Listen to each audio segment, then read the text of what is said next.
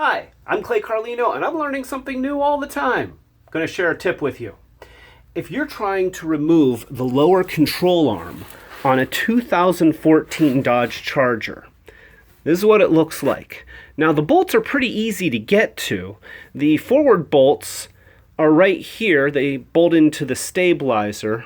And then the nut on the back of this bolt is not too difficult to reach, but the other side of that is a little bit of a trick. So I'll show you what I had to do.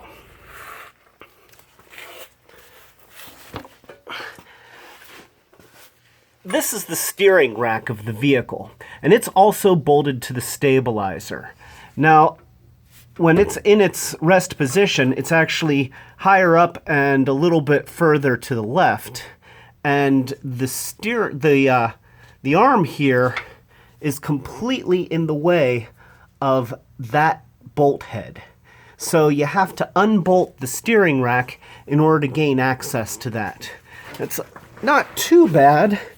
There's two bolts, one that goes in here and one that goes in there.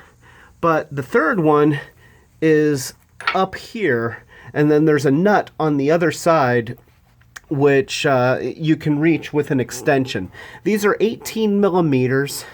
Now you'll need to go up through here, and normally there is a plastic shield covering all of this. So you get a 10 millimeter socket and take these screws out. There's 4 of them. One here, one over here, right there, one up there, and one up there. Take that plastic cover off, and then you'll be able to get a socket wrench with an extension up here and be able to get this off. You will have to pull back this heat shield a little bit in order to pull this out far enough to get this to disengage, but that will give you access to that bolt. So there you go. Seeing that you do not have to be afraid to take off the lower control arm on a 2014 Dodge Charger. This has just been a quick tip. This is Clay Carlino. Thank you, and be brave.